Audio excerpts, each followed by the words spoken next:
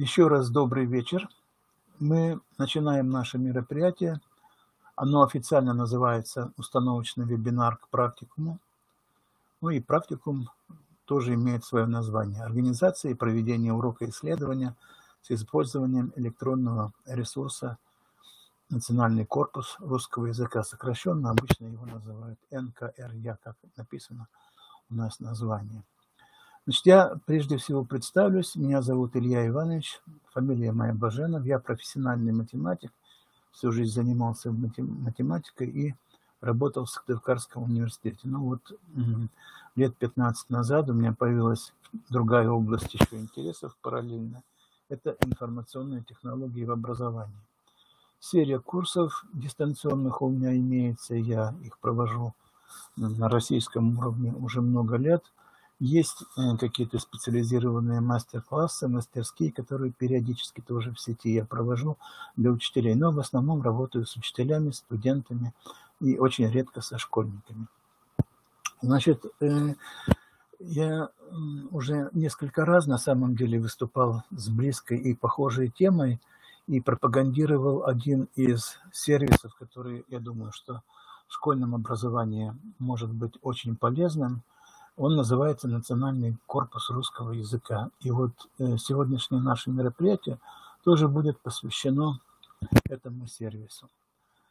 Значит, прежде всего у нас, наверное, будет две части. Первая часть, я просто совершу такую небольшую экскурсию по этому сервису «Национальный корпус русского языка».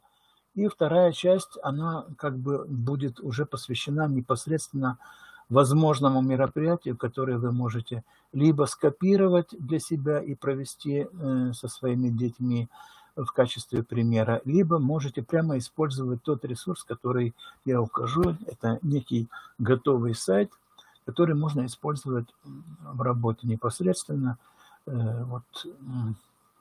с вашим классом там, или с группой классов. Посмотрите пример организации мероприятий, такой исследовательской деятельности в Национальном корпусе русского языка. Но на самом деле первая и вторая часть будут перекликаться, потому что я буду демонстрировать, как в рамках практикума проводятся исследования, какие используются режимы, какие кнопочки, как используется интерфейс. Но прежде всего, наверное, нужно сказать, что такое Национальный корпус русского языка. Я предполагаю, что, возможно, некоторые знакомы с этим ресурсом, но если даже вы знакомы, то я думаю, что полезно еще раз послушать и посмотреть. Национальный корпус русского языка официально он так, собственно, и называется. Если вы в любом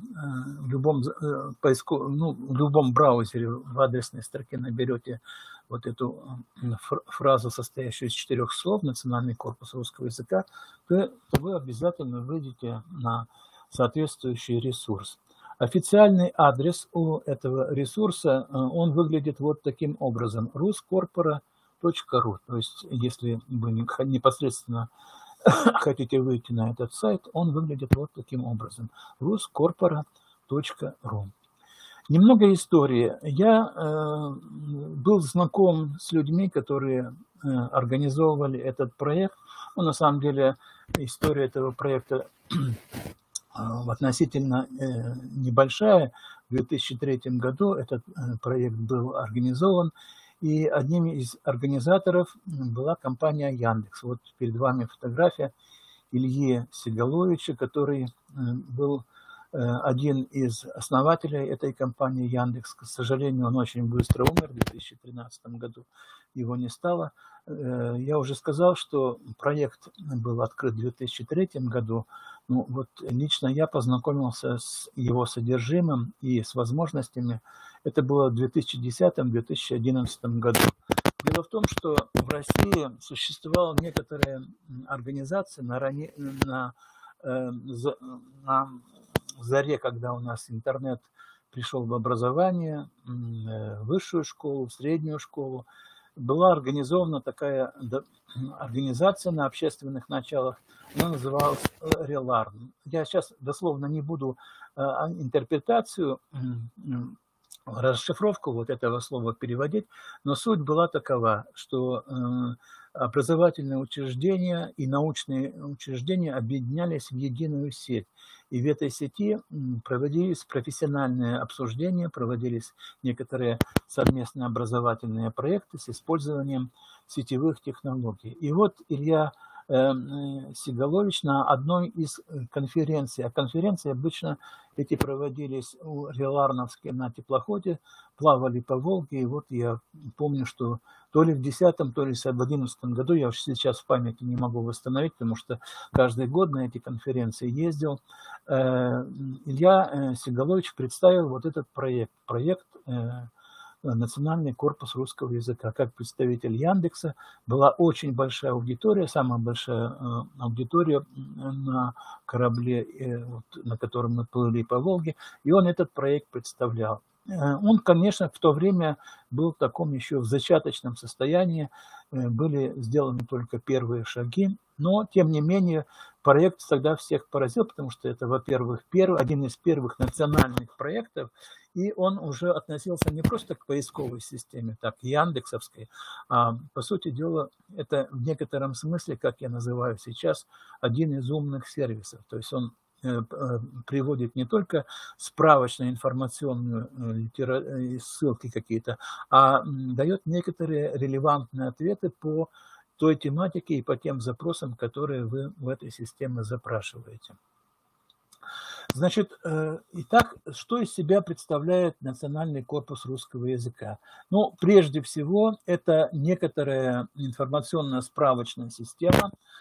Она состоит из очень огромного собрания текстовых материалов. Ну, в данном случае речь идет о материалах текстовых, написанных на русском языке.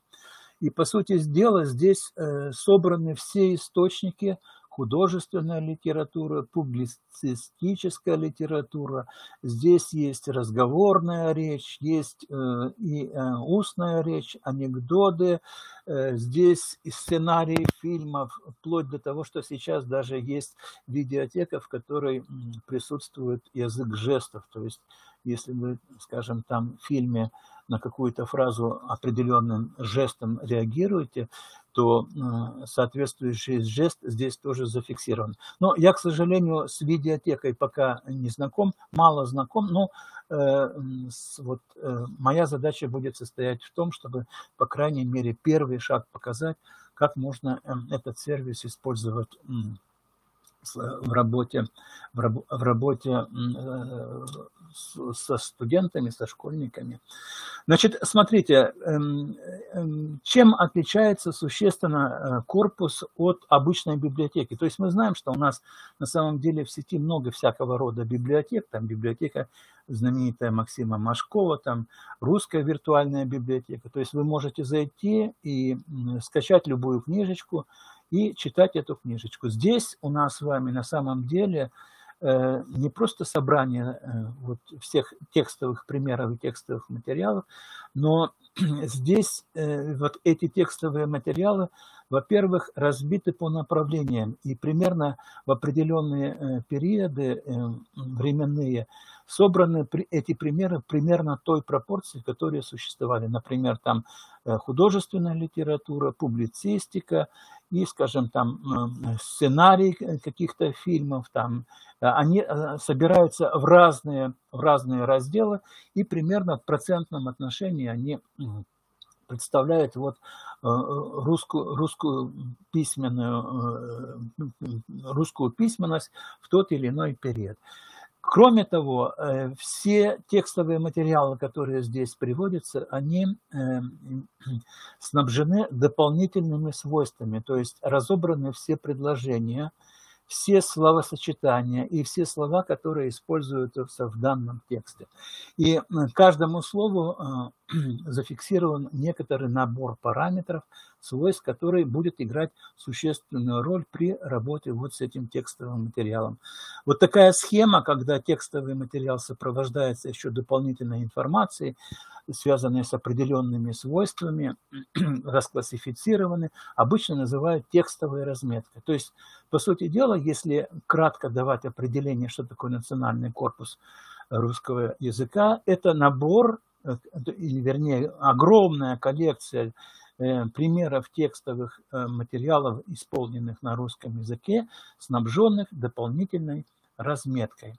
Разметка – это достаточно богатая, и разметка производится по самым разным признакам. Это и морфологический, и семантический разбор. Но вы увидите, насколько широки возможности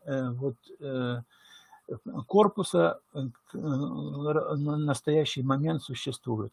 Вот после смерти Ильи в 2013 году на некоторое время проект был такой замороженный, и мало что изменялось в нем, но буквально где-то с 2019 года проект получил новую жизнь, и если вы посмотрите, то за последние годы там произошли существенные изменения, если вы посмотрите в новостную ленту, вот, которая будет на основном портале нашем присутствовать. А теперь я вам советую сделать вот что. Я выйду на демонстрацию своего экрана и буду показывать свой экран, а я вам советую в полноэкранный режим выйти, чтобы вы четче видели то, что на моем экране содержится, потому что может при трансляции он оказаться достаточно мелким. Увеличьте, у вас есть кнопочка вот в верхнем правом углу, двунаправленная стрелочка, если вы ее нажмете, то выйдете вы в полноэкранный режим, и вы не будете видеть, скажем, мое изображение, а будете видеть изображение только моего экрана. Мне нужна буквально минутка, чтобы перейти на демонстрацию своего экрана. Пожалуйста, в чате отметьте, вы меня видите сейчас, плюсики поставьте. Вы должны видеть сейчас мой рабочий экран. Да, все хорошо, видно. Смотрите, я просто покажу еще раз. Вы в любом браузере набираете вот этот набор букв НКРЯ, да, вот я набрал в адресной строке. Давайте я немножко увеличу, так, чтобы было видно. Видно, да, НКРЯ. Вот я набрал в адресной строке браузера, и я выхожу, и первая же ссылочка у нас в любой поисковой системе – это Национальный корпус русского языка. Вот так выглядит заглавная страничка. Она очень проста по своему содержанию. Ну и обратите внимание, что тут есть еще дополнительная сверху информация. Есть старая версия сайта, есть новая версия сайта. Мы сейчас с вами находимся в новой версии сайта. Но если какие-то у вас функции не будут работать, в отличие вот, при исполнении тех заданий, которые я вам хочу показать, то вы можете всегда выйти на старую версию и попробовать в старой версии. Ну, по крайней мере, я вот тестировал в течение последнего месяца несколько раз этот сервис, и вроде бы все операции, которые были и раньше в старой версии, они сохранились в новой версии, и можно работать. Смотрите, интерфейс очень простой у этого сервиса. Слева есть у нас с вами вертикальное меню, в котором, по сути дела, изложена вся необходимая информация, которая вам необходима. Ну, прежде всего, посмотрите, чтобы познакомиться с содержанием, с предназначением корпуса, тут вот этот блок, который вот слева я сейчас, вы видите, наверное, курсором провожу, что такое корпус, вы можете открыть и прочитать информацию о корпусе, что он из себя представляет. Дальше состав и структура корпуса. Обратите внимание, здесь идет описание, какие корпуса существуют, как формируются тексты, ну и ссылки на какие-то источники, которые, может быть, профессиональным лингвистам полезно будет дополнительно посмотреть. Статистика. Вот здесь приведены объемы текстовых материалов, которые в настоящий момент присутствуют. И вы можете видеть, посмотрите, что в настоящий момент в основном корпусе, основной корпус содержит 337 миллионов слово употребление. То есть представьте себе 338 миллионов слово форм, которые используются в русском языке. Количество текстового материала 126 852. То есть это достаточно большой объем. Дальше посмотрите, это основной корпус. Кроме того, есть газетный корпус. Вы можете посмотреть газетные корпусы СМИ, семантический, синтаксический корпус, обучающий корпус, параллельный корпус, поэтический корпус, устный корпус. То есть вы можете, допустим, если вас интересует только работа с поэтическим материалом, то есть стихотворение, поэзия, то вы так используете просто поэтический корпус. Если вас, скажем, интересует корпус, связанный с разными диалектами русского языка, вы можете использовать диалектический корпус и так далее. Значит, вот что касается, я сказал про жесты и видеоматериалы, это русский мультипарк, вы можете посмотреть, но я, к сожалению, пока вот с этим разделом подкорпуса не знаком. Дальше, посмотрите, дальше идут некие служебные материалы. Вы тут видите графики, частоты, морфология, обороты, синтаксис, семантика, параметры текстов и так далее. И вот здесь, коллеги, я обращаю ваше внимание, что очень хорошая ссылочка, вот это Studia.ru, посмотрите. Studia.ru, я вам советую по этой ссылке обязательно пройти, и вы попадаете на дополнительный ресурс, который объясняет некоторые моменты, как работает, во-первых, этот корпус. И здесь самое важное, что приведено очень много примеров использования национального корпуса русского языка в образовательных целях, в образовательных учреждениях, причем разного уровня. И школьные проблемы, и вузовские проблемы, причем вопросы, которые здесь рассматриваются, примеры, есть видеоматериалы, и ссылочка на видеоматериалы тоже присутствует. Вы можете даже, по сути дела, если вы будете формировать в будущем какой-то мастер-класс или какое-то исследование для своих обучающихся предлагать, вы можете использовать эти материалы, которые здесь приведены. И, можно зарегистрироваться, видите, тут есть возможность входа с регистрацией, есть форум, глоссарий, ну и вот здесь вертикальное меню, вы даже по названиям, которые здесь присутствуют, уже можете видеть, что тут есть разного рода материал, в том числе, смотрите, и методические разработки. Если мы с вами откроем методические разработки, то тут есть некоторые ссылки на глоссарий, на какие-то материалы дополнительные и так далее. Значит, ну, я возвращаюсь в основной корпус, и давайте начну потихоньку демонстрировать возможности. Посмотрите, заглавная страничка, на которую мы с вами заходим, она выглядит вот таким образом. Я еще раз вернусь к ней. Здесь такая основная информация. Но рабочая зона, где мы обычно всегда начинаем работу, нашу деятельность, она находится вот здесь. Поиск в корпусе. Я нажимаю кнопочку «Поиск в корпусе». Коллеги, если плохо видно, я повторяю, разверните, пожалуйста, на полный экран изображение моего экрана. Двунаправленная кнопочка в верхнем правом углу. То есть в этом случае вы не будете видеть в чате, не будете видеть моего видео изображения с камеры, а зато экран, который демонстрируется, он будет виден такой в общем виде. Коллеги, посмотрите, мы сейчас еще раз показываю, что произошло. Я вышел вот из заглавная страничка, вот она, corpora.ru, ruscorpora.ru, и основное меню или основная зона, с которой все начинается, это поиск в корпусе. Вот эта кнопочка, она вторая после главной. Нажимаем на эту кнопочку, и мы выходим вот на такую страничку, интерфейс. Посмотрите, на первый взгляд может показаться, что тут что-то сложное, много всяких полей, форм, которые заполняются. Но на самом деле вы сейчас поймете, что работа здесь выглядит очень просто. Посмотрите, давайте я начну с каких-то простых вещей. Допустим, давайте попытаемся набрать, скажем, вот в первой же форме слово «школа». посмотрите, поиск точных форм. Я набрал здесь слово «школа» и нажимаю кнопочку «Искать». Посмотрите, что выдает нам корпус. Корпус нам выдает следующую информацию. Во-первых, посмотрите, он указывает, какая статистика на сегодняшний день существует. То есть вот первая строчка, как ее надо воспринимать, что в настоящий момент в корпусе содержится 337 миллионов 25 тысяч 184 словосочетаний. Слово форм иногда называют. Всего документов 126 901.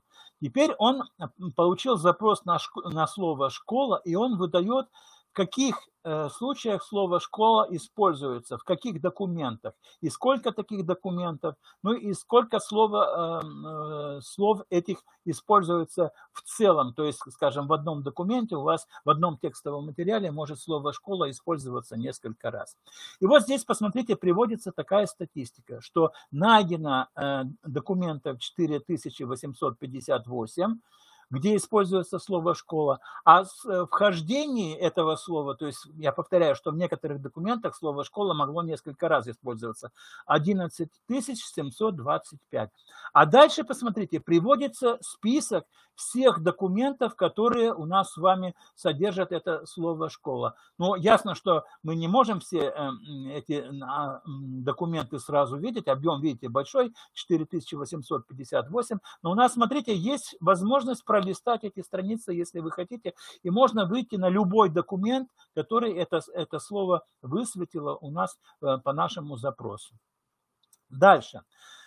Дальше, посмотрите, следующая возможность, я опять вернусь на страницу поиска. Смотрите, вот тут вот горизонтальное вверху меню есть, перейти на страницу поиска. Я возвращаюсь назад, вот на эту заглавную страничку.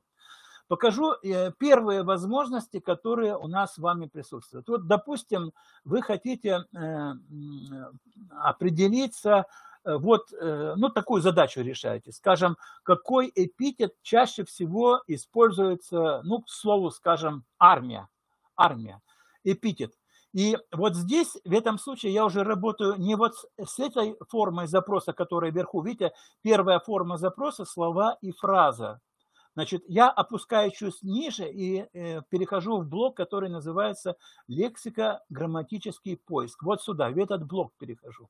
И сейчас, посмотрите, я продемонстрирую, какой чаще всего эпитет используется к слову «школа». Смотрите, как, то есть не школа, а армия, я вроде бы сказал. Да, давайте так и поступим. Значит, вот здесь первое слово у нас с вами будет какое-то прилагательное, а второе слово у нас будет армия. Вот смотрите, армия. Вот здесь я наберу слово армия, а вот здесь будет какое-то прилагательное.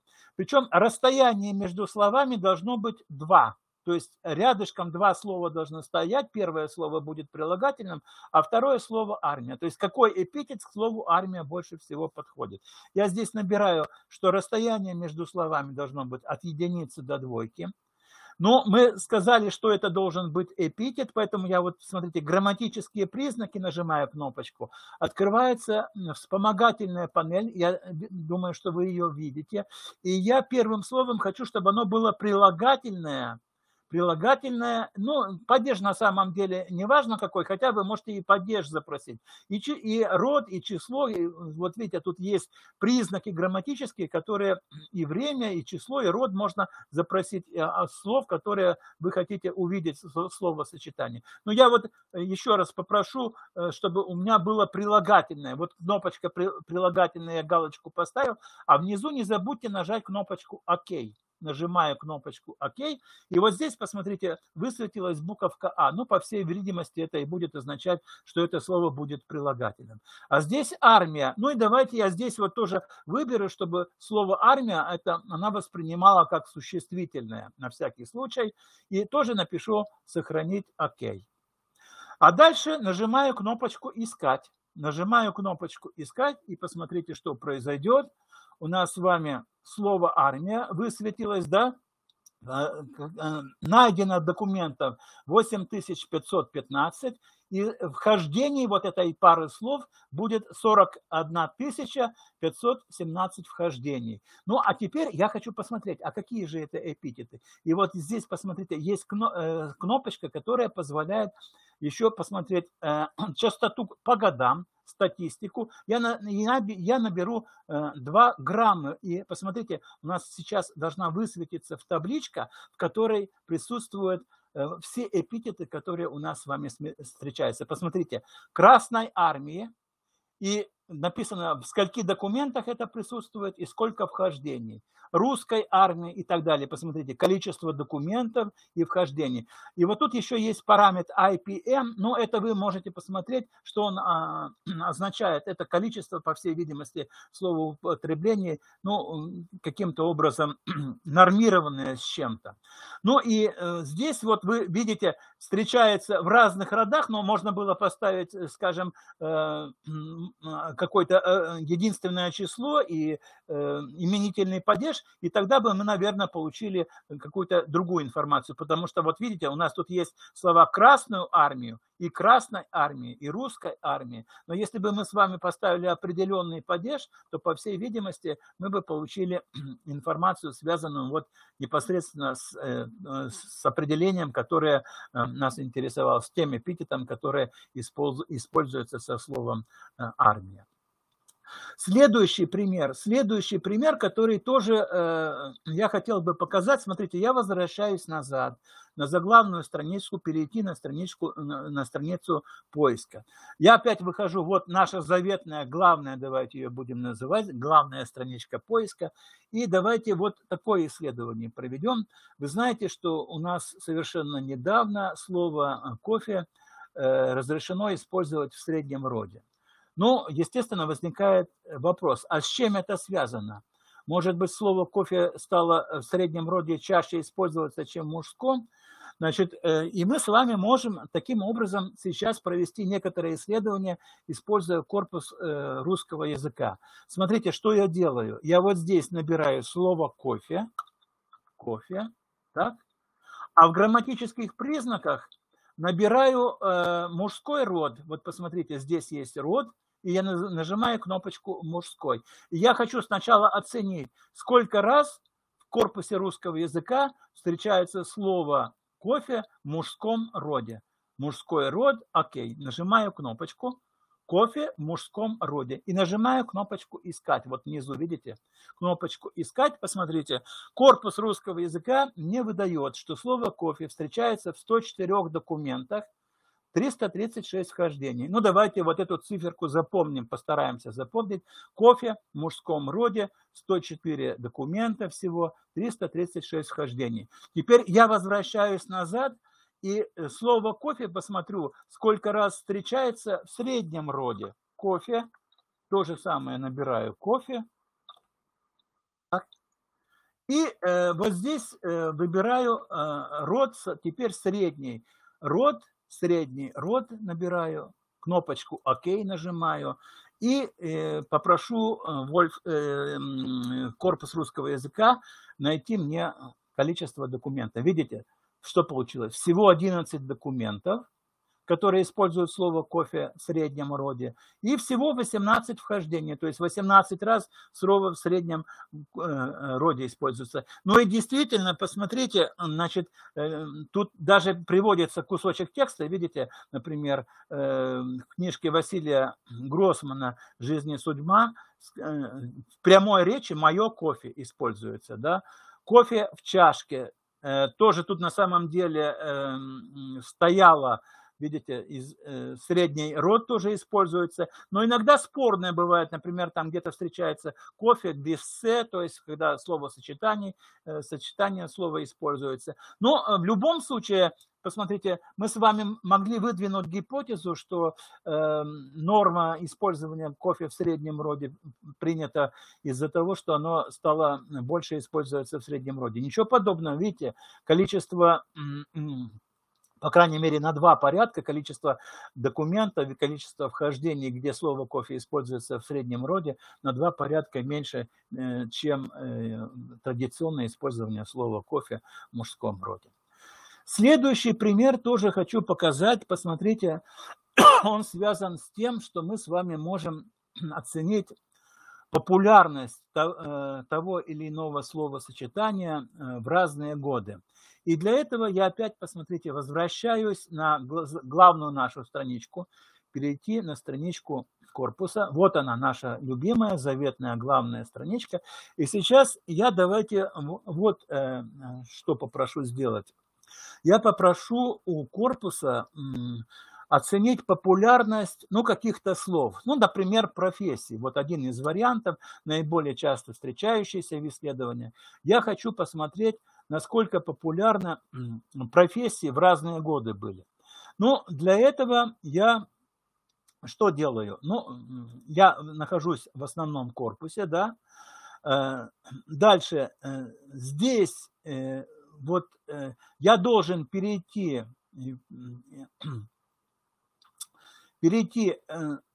сейчас давайте еще раз зайдем в поиск в корпусе, да, вот на главную страничку. И посмотрите, вот здесь есть кнопочка «Графики».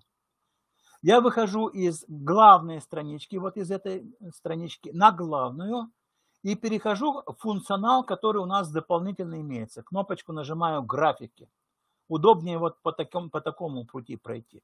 Графики. И посмотрите, у нас с вами появляется форма, и в этой форме мы можем набрать какие-то профессии. Вот у меня тут заготовочка какая-то уже выскочилась. Учитель, врач, летчик, повар, солдат. Посмотрим, насколько часто эти слова используются вот в примерах текстовых материалов на русском языке. И посмотрите, вы тут можете задать годы, да? Давайте мы, скажем, ограничимся 1900 годом, начиная с 900 года по 2019. И посмотрим. Мы попросим сейчас у Национального корпуса русского языка построить частотный график, как по годам часто использовались вот эти слова в той коллекции, которая на сегодняшний день имеется. Я нажал кнопочку «Построить», и посмотрите, через некоторое время нам Национальный корпус русского языка нарисовал график. Видите, как выглядит кривая, которая характеризует словоупотребление. Посмотрите, вот здесь у нас с вами есть годы, то есть вы промежуток временной можете здесь изменять. Начать, допустим, с 2000 года по 2019. Дальше посмотрите, вот здесь график выглядит, он как бы представлен 2 способами задания. Есть точки, которые фиксируют абсолютное число. Видите, например, я подвел курсор, и здесь указывается абсолютное число, которое используется в тот или иной год.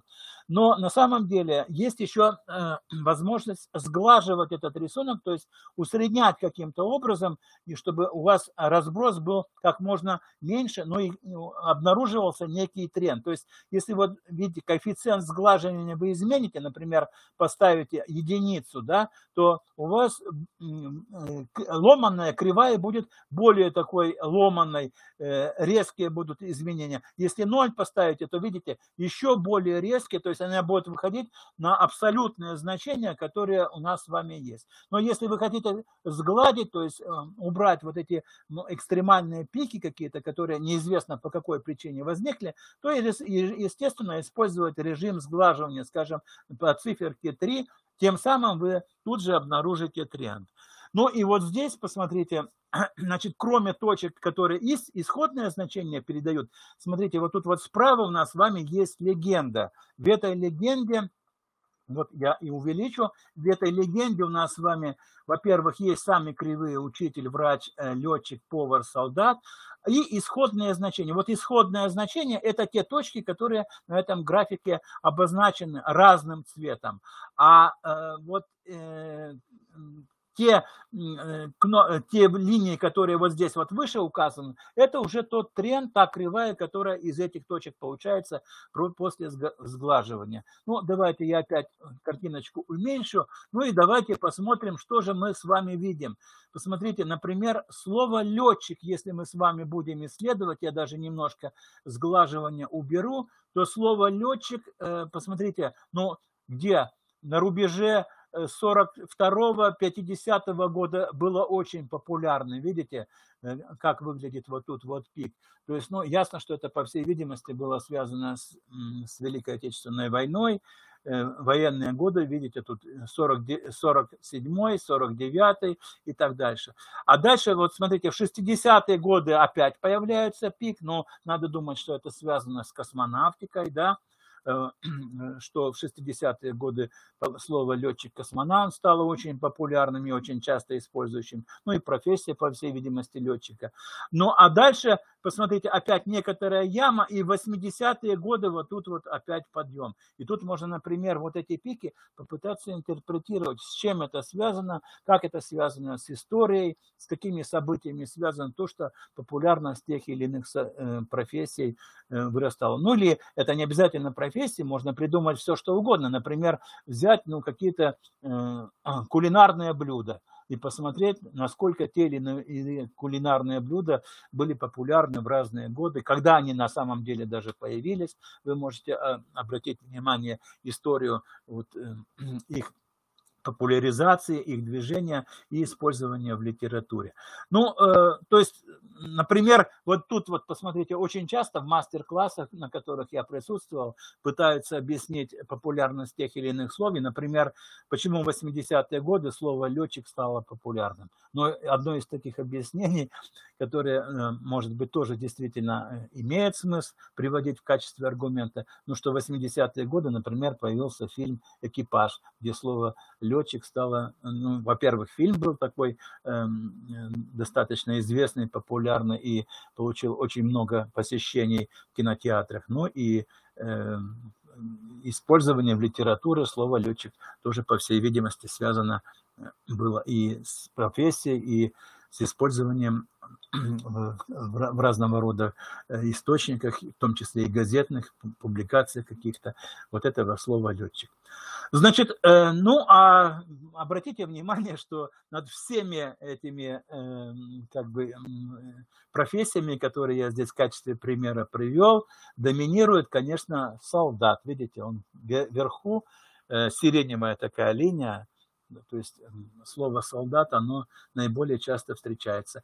Врач – зона средняя, как правило, и всегда выше, чем учитель. То есть учитель, посмотрите, вот эта желтая зона, желтая линия, красная – это у нас с вами летчик, но и повар – это зеленая линия, которая, ну, находится на самом низу. Хотя вот были периоды 30-е годы, когда повар был гораздо популярнее, чем, скажем, летчик. Вот. Ну, вот этот пример, который показывает, как можно строить графики, которые показывают, ну, частоту. Да, кстати, вот можно такой эксперимент провести. У нас с вами есть два слова. Первое ЭВМ, да, и давайте посмотрим компьютер, как борьба между этими словами в разные годы развивалась. ЭВМ и компьютер. Компьютер.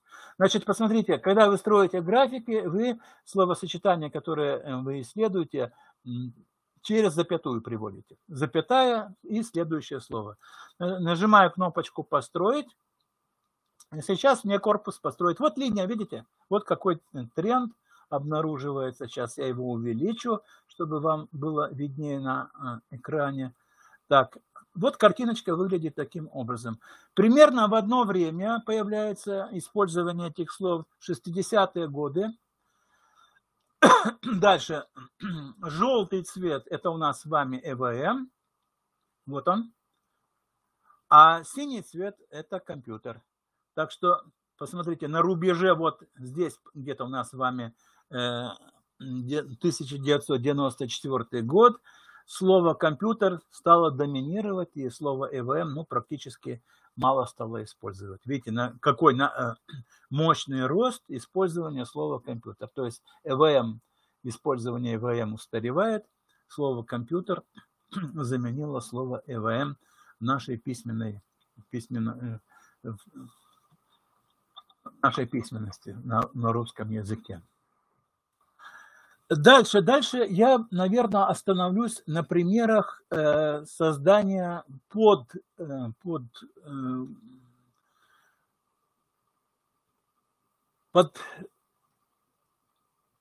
корпусов.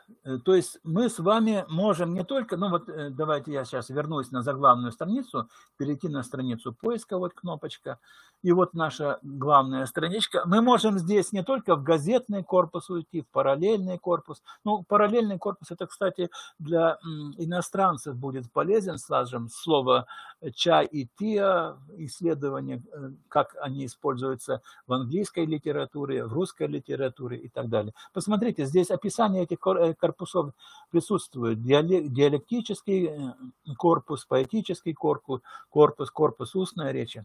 Но самое интересное, что мы здесь можем с вами использовать и корпус русского языка, создавая свои подкорпуса.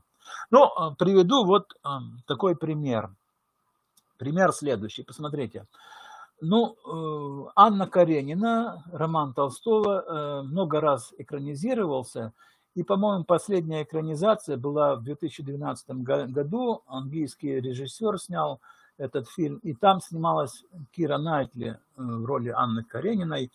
И если вы этот фильм видели, то бросается в глаза, что весь фильм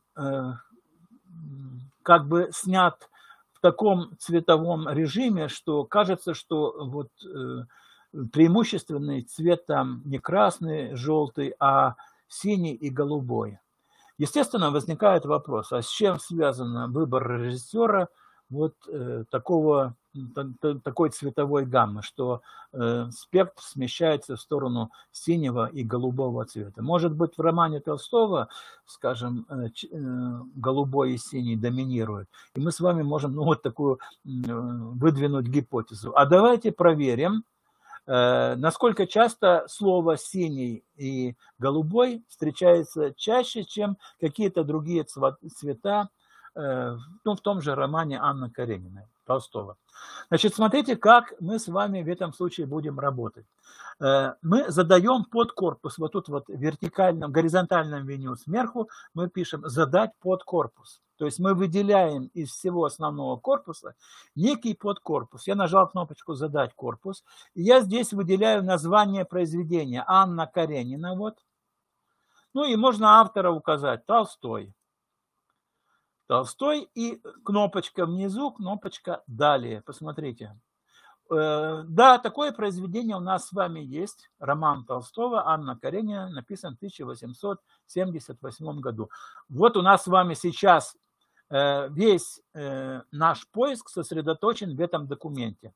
Значит, вы сразу можете видеть, сколько слов в этом романе. 270 322 слова используются в романе Толстого «Анна Каренина». Документ 1. Теперь давайте посмотрим, насколько часто вот в этом произведении используется слово «красный», ну, синий, голубой, и сравним между собой частоту использования. Для этого, посмотрите, я нажимаю кнопочку «Сохранить подкорпус». Внизу, видите, «Сохранить подкорпус» и перейти к странице поиска. Нажимаю вот эту кнопочку. Теперь обратите внимание, коллеги, мы уже работаем только вот в этом произведении, только с произведением Анна Каренина. И я вот здесь набираю слова. Ну, допустим, набираю слова, ну, красный. Красный. И пытаюсь найти количество слов, которые в этом произведении присутствуют. Посмотрите, слово «красный» в этом документе используется 10 раз.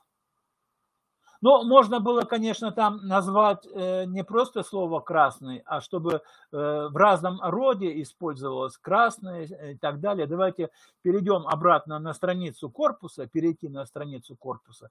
И вот здесь наберем слово «красный». И ограничимся тем, что это у нас с вами будет просто прилагательное. Не будем отмечать, какого рода прилагательное, оно может быть там и среднего, и мужского рода. Ну и нажимаю кнопочку «Искать». Давайте проверим, что в этом случае. Ну, не сильно изменилось, посмотрите. Слово «красный» в разном роде используется, но вводите слово «красных», в множественном числе появляется 59 вхождений. А теперь давайте сравним со словом «синий». То же самое, но со словом «синий». То есть помните, у нас какая гипотеза? Может быть, слово «синий» чаще встречается, чем слово «красный» в романе Толстого «Анна Каренина». Я опять нажимаю, набираю кнопочку «синий цвет», да, и грамматические признаки прилагательные. Прилагательные. Вот так. Нажимаю кнопочку «Ок», и сейчас поиск организуется по слову «синий» прилагательное. Посмотрите, что у нас с вами получилось. Всего 12 вхождений. Помните, там было 67 слова «красный», а здесь 12. Ну хорошо, давайте посмотрим еще слово «голубой». То же самое. Здесь вот я набираю слово «голубой». Выбираю грамматические признаки, опять прилагательное, и нажимаю кнопочку «Искать». Ну, посмотрите, 12, 12 и 13, 25. А красных, только красных было 67, как вы помните. Так что мы с вами о чем говорим? Что, по сути дела, наша гипотеза о том, что, может быть, в романе Толстого слово «синий» и «голубой» используется чаще, чем, скажем, слово «красный», гипотеза неверна. То есть, по всей видимости, режиссер не опирался на статистику такого рода, ну, про которую, может быть, немножко я надуманно этот пример привел, но, тем не менее, он жизненный. То есть мы разные гипотезы всегда в исследованиях можем выдвигать и проверять. То есть слово «красный» у нас с вами используется гораздо чаще, чем «синий» и «голубой».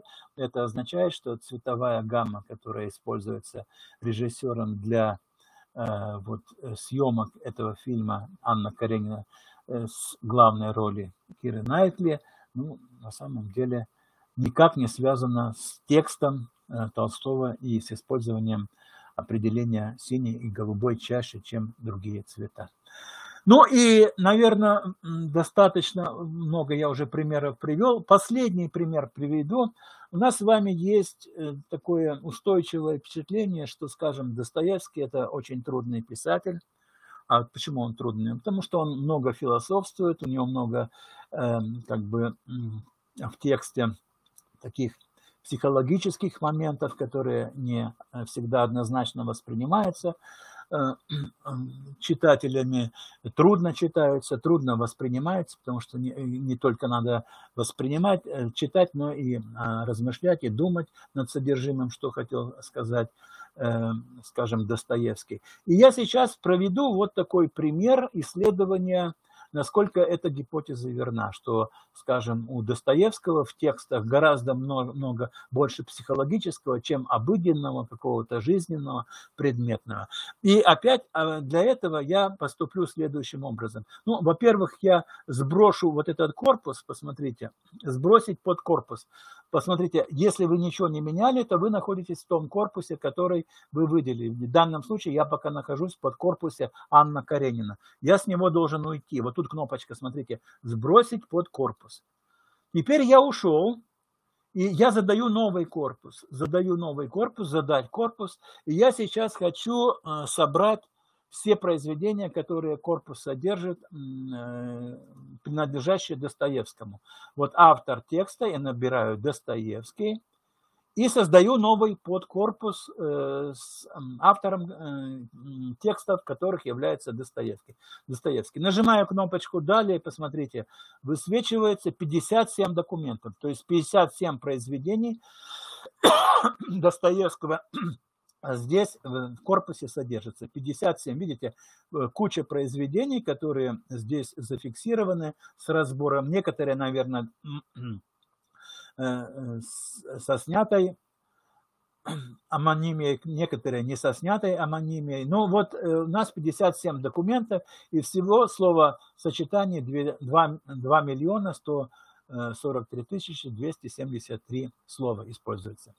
Теперь я опять нажимаю, смотрите, сохранить подкорпус и перейти к странице поиска.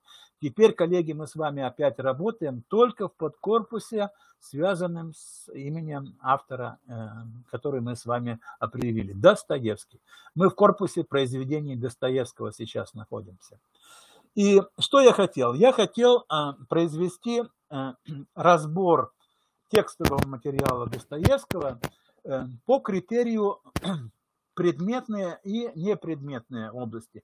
Посмотрите, это относится уже к разделу, который называется «Семантические признаки». И я вот здесь в лексикографическом поиске набираю «Выбрать» кнопочку, и у меня появляется некоторое дополнительное меню, в котором я могу выбрать семантические признаки. Смотрите, вот тут вот в горизонтальном верху меню есть предметные, непредметные, собственные, прилагательные, числительные и так далее. Ну, давайте сначала нажму кнопочку «Непредметные». Если я нажму кнопочку «Непредметные», то посмотрите, здесь есть психологическая сфера, в том числе эмоция, воля. Ну, давайте я вот здесь поставлю галочку и проведу исследование, поиск, сколько раз вот в разметке произведений Достоевского встречается семантический признак к словам, связанный вот с тем, что я выделил. Психологическая сфера. Нажимаю кнопочку «Ок» и нажимаю кнопочку «Искать». Значит, посмотрите, что нам выдал корпус. 57 документов, то есть он по всем документам прошелся. 57 документов и всего вхождений 17 170 вхождений. 17 170 вхождений. Дальше я возвращаюсь назад, перейти на страницу поиска, да, и вот здесь давайте теперь выберем семантическую область, которая у нас с вами уже связана с предметными областями. Ну, посмотрите, например, я могу набрать вот предметные области, да, и могу набрать еда и напитки, скажем. Нажимаю кнопочку «Ок» и произвожу поиск уже по предметным областям. Обратите внимание, вхождение стало гораздо меньше, 7646. Там, вы помните, порядка 70 тысяч было. То есть, по крайней мере, на порядок. Количество семантических признаков со словами предметная область, еда и предметы, она существенно меньше. То есть, на самом деле, в некотором смысле гипотеза подтверждается, что вот в текстах Достоевского чаще встречаются слова с семантическими признаками, которые связаны с непредметной, с философской и психологической областью. Но можно было точно так же сделать, взять любого другого автора, скажем, Тургенева, и провести вот такой сравнительный анализ по семантическим признакам текстов, которые встречаются вот с соответствующим семантическим признаком предметные и непредметные. Коллеги, я, наверное, на этом закончу экскурсию и перейду ко второй части. Я покажу, как можно использовать, ну, скажем, в таком самом примитивном варианте корпус по организации какого-то рода мероприятий со школьниками, с учащимися. Ну, ясно, что, во-первых, надо, наверное, какую-то экскурсию также совершить, показать, что это за корпус, что это за ресурс, как в нем работать. Ну и в качестве примера всегда у нас есть какие-то конкретные задания. И я сейчас хочу вас пригласить на сайт. Я, наверное, его тоже буду транслировать. Ну, во-первых, презентации, которые здесь у нас с вами есть. Вот, и если я пролистаю презентацию, я, пожалуй, тут вот все, что было, рассказал, показал. И в презентации у нас с вами будет ссылочка, она будет на последней страничке. Но более того, я даже сейчас, как бы, наверное, эту ссылку могу сбросить и сюда, чтобы вы ее посмотрели, и открыть эту страничку. Давайте я поступлю следующим образом. Я прямо в чат брошу вот эту ссылочку. Значит, ну, по всей видимости, там будет еще и вторая ссылка где-то появится. Ну, по крайней мере, вот эта рабочая ссылка, вы по ней сейчас можете перейти. по этой ссылке, и я буду комментировать то, что у нас с вами есть. Посмотрите, в качестве примера я хочу показать в некотором смысле вот такое мероприятие, которое я называл обычно мастер-классом, и в этом мастер-классе приводится пример организации мероприятия исследовательского характера для работы с детьми. Это может быть групповая работа, это может быть индивидуальная работа. Этот сайт вы можете использовать, он в открытом доступе находится, вы его можете использовать. Кстати, кто-то попытался зайти на сайт, он открывается. Я надеюсь, что доступ там открытый. Проверьте, пожалуйста, можно ли войти на этот сайт, и если какие-то возникают проблемы, по ссылке, которая в чате у вас с вами есть. Если доступа нет, то я как-то забыл проверить. По-моему, доступ должен быть, вы должны на этот сайт попасть. Так, не вижу никакой реакции пока. Да, открывается. Значит, посмотрите, да, еще раз повторяю, вы можете очень смело использовать вот этот сайт, он в открытом доступе. Либо вариант какой, вы просто копируете информацию, которая здесь есть, создаете свой сайтик там или свой документ в любом формате, чтобы он в сети интернет размещался, или прямо в классе можете использовать вот этот сайт, либо перенести вопросы, которые здесь присутствуют. Тут приводится некоторое вступление, а дальше начинается, информация об авторе. Тут я поместил, потому что я проводил этот мастер-класс несколько раз для учителей разных регионов, так, чтобы представиться, я помещал информацию о себе. А дальше идет подготовительный этап. Значит, как устроена работа? Значит, участники мастер-класса, если вы хотите сказать, из этого исследовательского проекта, заводят некоторый документ, обычно это документ в формате презентации, ППТ, и помещают его в облаке, скажем, можно использовать Google презентации или Яндекс презентации. Создается документ, это может быть работа в команде, может быть индивидуально. На команду тогда создается один документ, и он называется персональным журналом. То есть в этом персональном журнале будет производиться записи по ходу выполнения тех заданий, которые в мастер-классе присутствуют. Дальше создается некоторая таблица. Вот пример такой таблицы я привел. И в этой таблице участники мастер-класса оставляют ссылку на свою презентацию, на свой персональный журнал. Вот здесь пример такого исполнения приведен в этой таблице. И если мы, скажем, заходим вот в соответствующий журнал, то так, тут, видимо, какие-то уже устаревшие ссылочки есть, у меня они сработали. Возможно, это как пример использования у меня был когда-то. Может быть, какие-то ссылки уже устарели. Сейчас вот я попытаюсь зайти. Вот, например, персональный журнал Кузнецовой Ольги, да. И здесь уже производится оформление этого журнала и ответы на вопросы, которые формулируются. Сейчас давайте, не очень удачно открыл, может быть, вот здесь, ниже, более последние мастер-классы. Тоже, да, вот только есть представление. Вот такой журнал открывается. А затем участники мастер-класса или вот этого проекта переходят к выполнению заданий. А задание – это второй этап. И вот примеры заданий я здесь некоторые привел. Начинается с описания, что такое Национальный корпус русского языка. Причем, посмотрите, такой временной регламент устанавливается на каждый раздел. На знакомство 30 минут отводится. А дальше переходим к шагам и начинаем исполнять задания, которые есть. В качестве первого задания требуется проверить то, что мы с вами проверяли. слово мужской, кофе в мужском или среднем роде используется чаще. Или, например, насколько часто используется слово кофе. Может, из-за того, что слово кофе в мужском роде, мы стали использовать слово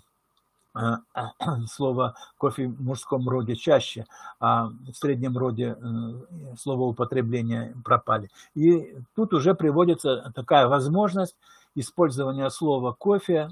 Так, я сейчас демонстрирую, давайте я тоже показ экрана все-таки включу, а то у меня как-то монолог получается с закрытой страничкой. Я открыл, посмотрите, я открыл страничку с содержимым. Итак, первый раздел – это вступление. В этом вступлении вы ставите задачу. Второй шаг – подготовительный этап. Участники вашего мероприятия создают презентацию, и в этой презентации будут размещаться отчетные материалы. Ну а следующий, второй этап – это уже конкретные задания, которые выполняются по ходу работы в рамках этого исследовательского проекта. Первый шаг, вот и пример я приводил, слово кофе среднего рода, почему, и сравнивается использование слова кофе по годам, насколько часто оно используется. Слово компьютер и ЭВМ, сравнительный анализ тоже. Вот это вторая задача, шаг второй. Как часто используется слово кофе, слово компьютер и слово ЭВМ по годам, статистика. Следующий шаг, третий шаг, это популярность профессий.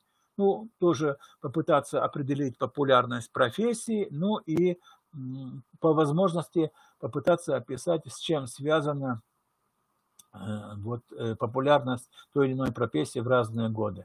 Анна Каренина Достоевского, то, что я пример приводил, тоже формулируются задачи, которые требуется решить, ну и как представляются отчетные материалы.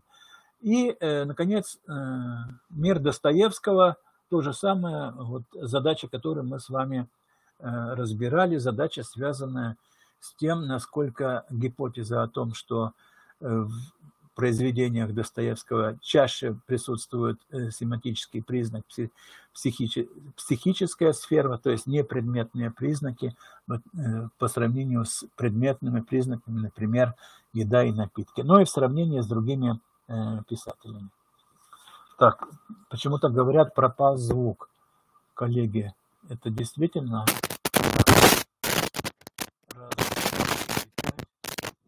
Звук вроде должен идти. Раз, два, три, четыре, пять. Раз, два, три, четыре, пять. Меня слышно.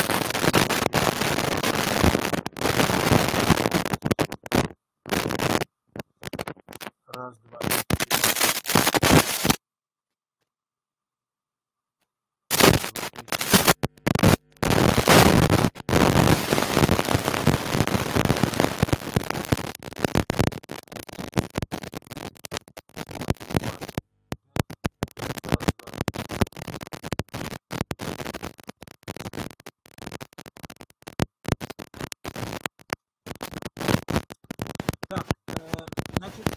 Наконец, для интереса, для тех, кто заинтересовался,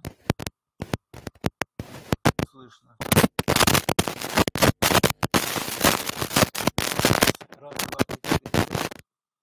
Раз, два, три, четыре, пять.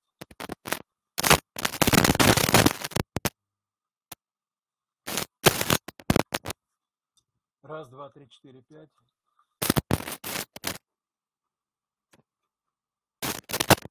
Один, два, три, четыре. Так, должно восстановиться, по идее. Не знаю, с чем это связано. Раз, два, три, четыре, пять. Так, и последнее, коллеги, на чем я хотел остановиться. Тот, кто интересуется коми языком, есть у нас с вами сейчас группа исследователей в Республике Коми. Они занимаются подготовкой корпуса коми языка. И корпус коми языка у нас с вами есть. Вы можете в него зайти. У нас тут есть ссылочка на этот корпус. Вот заглавная страничка его я сейчас открыл. И здесь, посмотрите, точно такого же точно такая же поисковая есть форма. Вы можете пройти. Если вас интересует COM-язык, то вы можете использовать вот этот корпус. Он сейчас находится в работе, над ним работает группа наших лингвистов. Есть коми-зарянский корпус, есть зарянского языка, есть коми-пермяцкий корпус, ну и разные диалекты тоже коми-языка, так что интерес может быть представлен и вот здесь, на этой страничке, где речь идет о коми-языке. Я, в частности, привел пример использования корпуса коми-языка. Ну, это мой личный пример, мой личный опыт. Тут можно посмотреть. Значит, в конечном итоге, что у нас с вами происходит? Происходит следующее. В результате работы над вот этим проектом дети выполняют презентацию. Каждая презентация содержит скриншоты и выводы, которые подтверждают, то есть выводы, которые на основании скриншотов они делают. Ну, например, в первом случае, когда мы с вами исследовали слово «кофе» в мужском и среднем роде, вывод какой, естественно, что гипотеза о том, что слово «кофе» стало использоваться в среднем роде больше, чем в мужском роде, или, по крайней мере, увеличилось словоупотребление, эта гипотеза не подтверждается. Ну вот мы приводим соответствующий скриншот с количественными характеристиками, ну и делаем вывод. Ну и точно так же оформление происходит по всем другим страничкам. Ну и последнее, коллеги, посмотрите, вот здесь у нас с вами есть итоговая страничка, и в этой итоговой страничке я обычно прошу ответить на вопросы, которые у нас с вами существуют в конце мастер-класса или в конце проекта, который я обычно задаю. Коллеги, давайте я сейчас тоже ссылочку брошу в чат и попрошу вас отметить у себя ваши впечатления по результатам нашей встречи сегодняшней. Посмотрите, это такое экспресс-анкетирование, экспресс-опрос. Зайдите, пожалуйста, по ссылке, которую я сейчас поместил в чат, и оцените нашу работу в течение этого часа. Оцените, насколько вам показалась интересным работа с сервисом. Ну, а здесь в режиме онлайн мы сейчас будем видеть, как будет появляться ваша оценочка. Она вот тут вот на сайте сейчас у меня должна высветиться.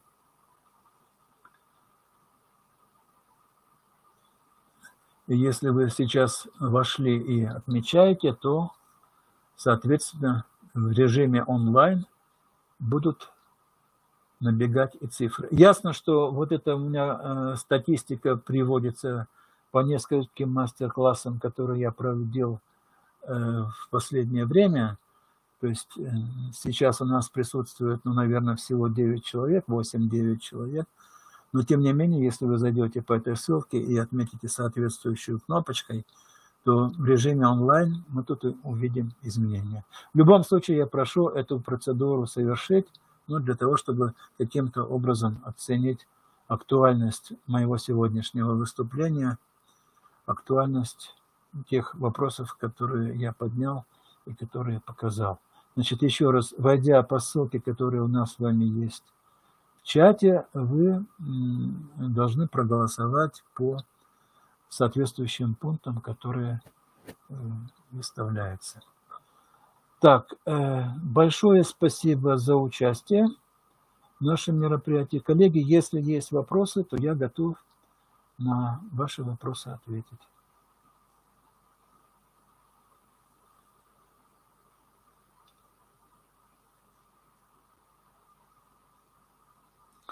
Хочу сказать, что корпус развивается. Если вы там на заглавные странички корпуса заглядывали, уже видели, что там в рамках национальных проектов, исследовательских проектов, корпус в настоящий момент поддерживается. Ну и как с самого начала, это один из таких флагманских проектов в образовании Яндекса.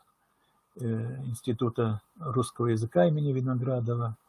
Так что я думаю, что ресурс интересный, развивающийся, и, на мой взгляд, он очень полезен не только для лингвистов, не только для учителей русского языка и литературы, но и для всякого рода исследовательских таких мероприятий, которые можно проводить и со школьниками, и с учителями, и со студентами. Коллеги, еще раз хочу поблагодарить вас. Не вижу вопросов.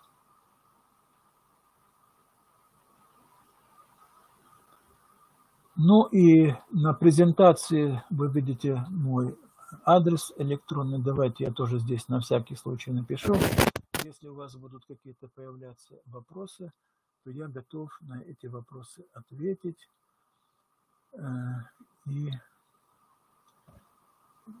может быть, если вам будет интересны другие мастер-классы, связанные с использованием интернет-сервисов, пригласить вас для участия в другие мероприятия. А что зависает, Ольга, я не совсем понял.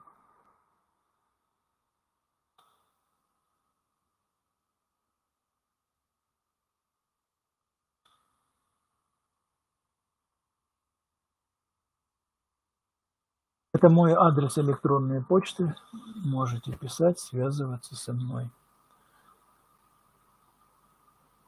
По умным сервисам у нас будет еще один мастер-класс, который я предлагаю и приглашаю вас принять участие. Он пройдет в пятницу в 16:00. Он будет посвящен ресурсу, который называется Wolfram Alpha. Почему-то считают, что этот ресурс больше подходит к математикам, но на самом деле возможности этого ресурса очень разнообразны, и я тоже готов в пятницу показать еще раз, как можно использовать на практике в исследовательской деятельности умный сервис, который называется Wolfram Alpha. Так, ну, не вижу вопросов, не вижу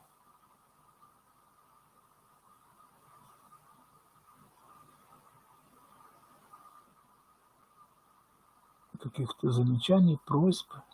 Поэтому, наверное, я буду заканчивать. До свидания еще раз. Спасибо за ваше участие в нашем мероприятии.